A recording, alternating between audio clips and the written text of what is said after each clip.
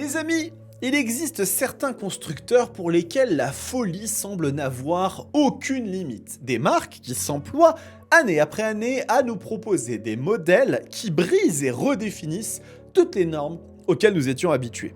Et parmi ces trublions, il y en a un qui adore se prêter à cet exercice, et il s'agit d'Aprilia. Et on le sait, les motos dédiées à la route de l'italien sont absolument incroyables. Mais alors ces modèles spécifiques qu'ils nous livrent réservés à la piste de temps à autre sont complètement ahurissants.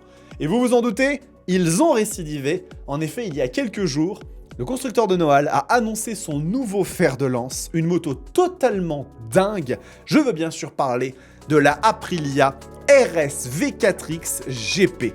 Une machine aux caractéristiques tellement démesurées et folles qu'elle va non seulement vous faire tourner la tête, mais aussi très probablement fondre votre portefeuille, même si vous ne souhaitiez pas l'acheter. Vous allez voir, c'est absolument hallucinant. Bonjour à toutes et à tous, j'espère que vous allez bien. On se retrouve pour un nouvel épisode de Moto Bistro, votre émission consacrée à l'actualité du monde de la moto, toujours exceptionnellement palpitante. Et nous entrons dans une période extrêmement intéressante, les amis, puisque là, nous sommes à quelques encablures de l'EICMA 2025, le plus grand rendez-vous pour toutes les motardes et motards qui se respectent, la mecque absolue du monde de la moto qui va nous donner le tempo de toute l'année 2026.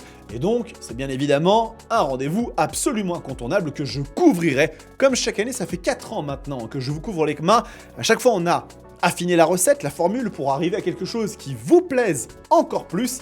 Et ça va être vraiment très chouette. Et dans ce tunnel de semaines qui vont aller jusqu'à l'EICMA, eh bien, on va avoir beaucoup d'annonces. Donc, vous le savez, le meilleur moment pour vous abonner à cette chaîne et pour activer votre cloche de notification, c'est maintenant, tout de suite. Vous le faites, vous mettez en pause la vidéo, vous vous abonnez, vous activez la cloche, et comme ça, vous serez informé en temps réel de toutes les actualités et annonces qui vont arriver. Et croyez-moi, je sens qu'il va y en avoir beaucoup. Bon, passons maintenant quand même à cette fameuse Aprilia RS V4X GP. Une machine qui semble effectivement inspirée de la RS V4 actuelle, qui est, je vous le rappelle, l'hypersportive la plus puissante du marché, 220 chevaux. Mais pour cette RS V4X GP, 220 chevaux, c'est vraiment beaucoup trop peu. C'est une peccadille. Et on va rentrer dans les détails, mais avant, je voudrais faire un tout petit point sur la genèse de cette moto, puisque ce n'est pas la première de son histoire. Non, si vous ne le savez pas, Aprilia est coutumier du fait de créer des machines un peu dingues. Et du coup, j'ai une petite vidéo à vous montrer avec la première RS V4X sortie en 2019, puis la Tuono X, une version totalement dingue du Roadster de 221 chevaux, encore réservée à la piste, la Xtrenta qui a suivi elle aussi, mettez le cran encore au-dessus, et finalement la Extrema qui était la plus récente était elle aussi complètement dingue, et nous culminons donc en 2025 avec l'annonce de la RS V4X GP qui n'est ni plus ni moins que le projet le plus fou dans ce genre-là que Aprilia n'ait jamais fait, et peut-être la moto la plus proche d'une moto de compétition aujourd'hui. Donc allons un petit peu dans le détail et découvrons ce modèle totalement fou ensemble. Donc Aprilia dévoile la RS V4X GP, Aprilia Racing. Attention, une moto en édition limitée, bien évidemment, quand on sort ce genre de machine totalement unique, il faut que ce soit en édition limitée. On verra un petit peu le nombre d'exemplaires un petit peu plus tard. Donc c'était à Montmelo le 5 septembre 2025 au Grand Prix de Catalogne que cette édition spéciale de l'hypersportive d'Aprilia a été révélée, limitée à seulement 30 exemplaires. Il n'a pas fallu très longtemps, mais voilà, vous avez ici le nombre de machines, donc c'est extrêmement exclusif et c'est le fruit du savoir-faire pointu d'Aprilia Racing en moto GP. Donc, cette RS V4X GP, en quoi elle se distingue? Est-ce que c'est moteur, châssis, aérodynamique, technologie? Et là, vous allez voir que c'est un peu tout ça, parce que vraiment, cette moto, c'est, on va dire, le summum, la culmination de tout ce que Aprilia sait faire en termes de technologie pour la compétition. Et on va commencer par une des choses qui sont sans doute les plus importantes sur cette machine, c'est son aérodynamique qui est très particulière et porteuse de certains brevets, de certaines technologies exclusives à Aprilia, que Aprilia a développées et qui sont super intéressantes. Donc c'est un chef-d'œuvre aérodynamique dont le design est directement inspiré de la RS GP25. Donc là on est vraiment sur la machine de compétition ultime. Pour la première fois sur une moto de série, elle intègre des ailerons latéraux et arrière. Vous voyez ici, on voit sur la machine les ailerons de ce côté et aussi sur les flancs de la moto. Donc, c'est des technologies développées et brevetées en exclusivité par Aprilia Racing, encore une fois, et vues pour la première fois il y a quelques mois, encore sur la RS GP25. Donc vous voyez qu'on est sur une sorte de moto laboratoire qui vient récupérer les dernières technologies de la compétition. L'ensemble aérodynamique est complété par un aileron avant de forme unique. Vous voyez la pelle à tarte énorme qu'on a ici. Et bien évidemment, tous ces ailerons sont devenus quelque chose de relativement commun dans la production moto au niveau des machines les plus puissantes. Les hypersports sont quasiment toutes dotées de winglets maintenant. Il n'y a pas véritablement de machine qui n'ait pas ça. Et on les voit même apparaître sur des motos plus modestes où ça donne un petit côté racing. Par exemple sur une CF Moto 450 SR, je pense pas véritablement qu'il soit indispensable d'avoir un aileron, mais bien évidemment c'est fait pour donner un petit côté sportif à la machine. Donc si on continue, eh bien le système aérodynamique à effet de sol, une espèce de technologie qui reproduit les fonds plats qu'on a sur les Formule 1, brevetée par Aprilia Racing, elle est dotée de carénages latéraux conçus pour réduire la pression de l'air entre la moto et l'asphalte dans les virages, générant ainsi une force d'appui qui maintient fermement la moto au sol. Bien évidemment, tous les détails sont réfléchis sur cette moto pour qu'elle soit la plus efficace, et l'ensemble du carénage qui est fabriqué en fibre de carbone par Pan Compositi, et en plus de ça, sur la structure globale de la machine, on a le support de selle structurelle en fibre de carbone qui est fabriqué par Pan Compositi aussi, et outre ses fonctions structurelles, il intègre des éléments qui sont aérodynamiques et esthétiques, qui sont allés encore un peu plus loin par rapport à l'ancienne RS V4 Extrema. Et l'autre particularité réside dans la structure sandwich en carbone, stratification spéciale conçue pour maximiser la légèreté tout en préservant la rigidité. Comme je vous le disais, sur ce genre de machine, on cherche à aller le plus loin possible. Chaque gramme, chaque kilomètre-heure gagné est une victoire. Et donc forcément, c'est une moto qui va viser le rapport poids-puissance le plus efficace. Et pour un rapport poids-puissance efficace, il faut quoi? De la puissance. Et en ça, eh bien, on va parler du moteur de cette machine, vous allez voir, qui est aussi une petite dinguerie, puisqu'on va retrouver bien évidemment le V4 à 65 degrés, traditionnel de la RS V4 qu'on connaît, de 1099 cc, et du coup qui, conforme aux spécifications de course SBK, a été réglé par les ingénieurs d'Aprilia Racing pour développer une puissance impressionnante de 238 chevaux. 238 chevaux. Je ne sais pas si vous vous rendez compte de ce que ça représente, 238 chevaux dans une moto, c'est hallucinant. Et en plus de ça, la moto est très puissante, mais elle est également très coupleuse. En effet, cette RS V4 XGP sort 131 Nm à 11 750 tours minute, ce qui est quand même extrêmement intéressant quand on la compare à une de ses concurrentes qu'on va regarder, qui est la Panigale V4R, qui elle fait quasiment la même puissance dans sa configuration la plus poussée, mais beaucoup moins de couple, et ça vous allez voir, il y a des raisons qui l'expliquent. Il faut savoir que la machine, avant d'aller sur l'électronique, la moto fait 165 kg. Donc imaginez un rapport poids-puissance de 165 kg pour 238 chevaux. C'est monstrueux. Peut-être que la Ninja H2R a encore un rapport poids-puissance plus élevé parce qu'elle arrive quand même à sortir 320 chevaux, mais c'est une moto qui est autrement plus lourde. Donc, je ne sais pas si, en dehors peut-être de la Ninja H2R, cette RS V4 XGP n'est pas la machine vendue à un particulier avec le rapport poids-puissance et couple aussi le plus impressionnant.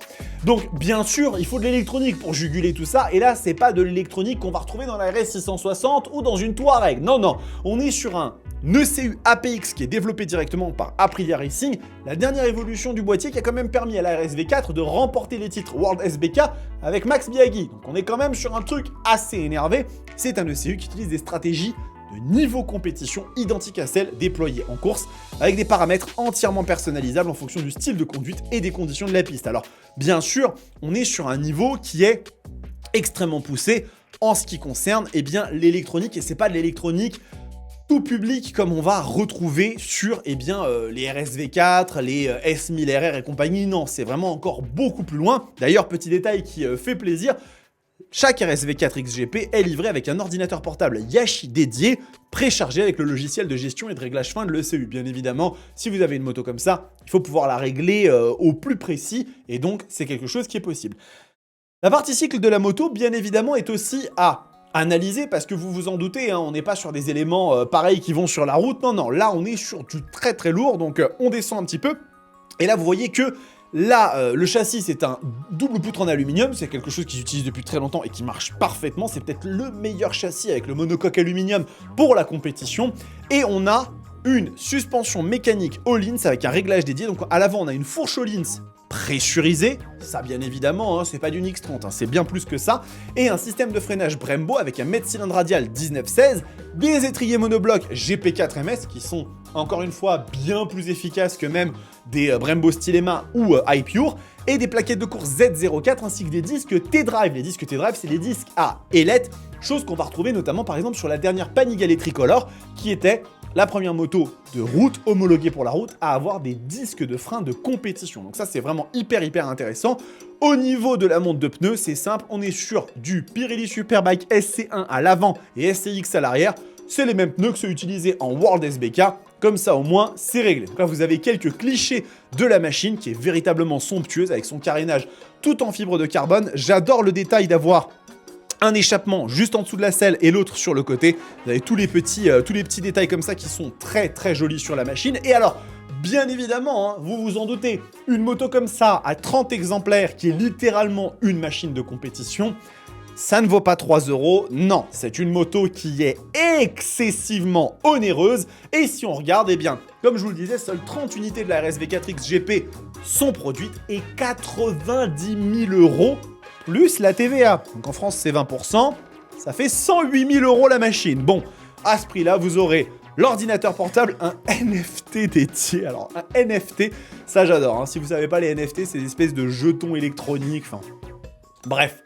Chauffe-pneus IRC, chandelle RCB en titane, s'il vous plaît, avant-arrière, et puis un tapis et une housse de moto griffée, quand même, histoire de pouvoir recouvrir sa petite RSV4X GP quand on ne l'emmène pas sur le circuit. C'est important. Alors, est-ce qu'il existe dans le commerce aujourd'hui, dans les 2-3 dernières années, des machines qui sont un petit peu dans cette filiation de la RSV4X GP? Eh bien, en réalité, pas vraiment. Parce que la RSV4X GP, c'est une moto qui n'est pas homologuée pour la route, elle n'est que utilisable sur circuit, mais on a des choses qui s'en rapprochent un petit peu, et l'une d'entre elles, c'est toujours en Italie, c'est nos amis de chez Ducati avec la Panigale V4R, effectivement, qui est peut-être la chose qui se rapproche le plus commercialisée récemment, hein, puisqu'il y a eu bien évidemment des éditions Superleggera encore plus folles, mais c'est déjà plus trop d'actualité, ça reste des machines qui ont déjà quelques années. Et donc cette V4R, eh bien, qui reprend le dernier moteur V4, hein, c'est une machine totalement folle, elle atteint 240 chevaux, soit plus encore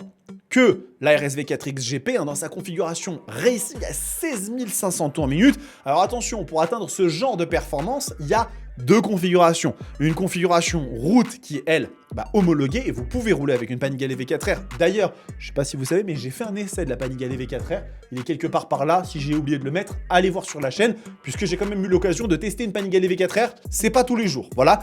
Donc, configuration route, là, la machine ne sort que, on va descendre un petit peu, 218 chevaux. Et oui, l'autre, elle fait 238 tout le temps. Mais c'est normal, c'est une machine homologuée pour la route, elle ne peut pas sortir autant de puissance. Et après, vous avez la configuration Racing qui, elle, du coup, sort la ligne d'échappement complète décatalysée, vous vous en doutez, pour la piste. Et alors là, avec l'huile spéciale, parce qu'il y a une huile spéciale, regardez, c'est complètement fou, hein, une huile développée par Shell en collaboration avec Ducati Corse. Et là, elle atteint ses 240 chevaux, c'est totalement fou. Donc c'est une machine qui est complètement dingue. Et du coup, si on va regarder un petit peu au niveau des performances, on atteint véritablement un truc qui est très similaire à la RSV4X GP. C'est une machine qui est vraiment dingue, mais encore une fois, c'est une moto qui n'est pas tout à fait dans le même esprit, puisque elle est utilisable sur la route. Donc forcément, on est sur un truc qui est différent, et en configuration racing, la machine valait 52 000 €. On n'est pas tout à fait sur les mêmes ordres de prix que la RSV4X GP. Et alors, il y en a une autre qu'on peut aussi mentionner, parce que c'est quand même un peu le summum de la chaîne alimentaire dans son domaine à elle, c'est-à-dire encore une fois une moto qui est utilisable sur la route. Cette machine, c'est la BMW M1000 RR, qui est elle aussi un monstre de compétition. qu'on a homologué pour la forme, mais véritablement, c'est une brutasse épaisse cette machine. Donc on commence à 37 000 €, mais là vous voyez qu'on est déjà à 44 000, puisque là on a le compétition pack avec bien sûr tous les éléments de carbone, hein. Donc voilà, le carbone pack, etc., etc., pour avoir une machine qui soit véritablement la plus efficace possible, 218 chevaux, et un monstre à la fois de technologie, d'efficacité. Bien sûr, encore une fois, c'est une moto qui, elle, est homologuée sur la route. D'ailleurs, vous le voyez, elle est présentée directement ici avec ses rétroviseurs. Donc, c'est pas du tout la même chose. Et cette machine, je l'ai aussi testée sur la chaîne. Vous pouvez aller la voir. Donc, voilà, vous avez un petit peu la présentation de cette moto, de cette RSV4X GP qui est quand même un truc de fou. Qui fait du bien, ça fait du bien quand même de voir ce genre de machines qui font rêver. Bien sûr qu'on sera très peu, voire aucun d'entre nous sur cette chaîne à la posséder. Et si vous en avez une un jour, n'hésitez pas à m'inviter à une journée piste, hein, je serais ravi de pouvoir la tester à 60 km/h sur la piste, hein, parce que si elle tombe, eh bien ma vie est finie. Mais en tout cas, c'est quand même exceptionnel de se dire que on a des machines comme ça qui existent, les constructeurs continuent à faire des éditions spéciales. La moto, c'est pas que acheter et posséder, c'est aussi rêver. Et donc, je trouve que c'est vraiment très très chouette. Vous me direz ce que vous en pensez dans les commentaires. Et j'ai presque envie de dire que cette annonce est un peu le coup d'envoi. C'est le coup d'envoi comme ça de la rentrée. On va avoir des annonces complètement folles jusqu'à l'ECMA. Tous les constructeurs vont commencer là petit à petit à dégainer. Et le meilleur endroit pour suivre tout ça, c'est où? C'est juste ici, avec Bibi, sur la Roadsters TV. Donc n'hésitez pas encore une fois à vous abonner et activer la cloche de notification. Et puis peut-être que si vous souhaitez aller un petit peu plus loin dans votre soutien, vous avez les membres Roadsters, c'est juste en dessous. Vous pouvez rejoindre la commu des membres Roadsters, ce qui permet de me soutenir un peu plus concrètement et pour vous d'avoir accès à des avantages, dont notamment l'avant-première de certaines vidéos. Et ça, c'est plutôt cool. En attendant les amis, prenez soin de vous, kiffez vos bécanes, on se retrouve très très vite pour plein de choses très passionnantes. Ciao!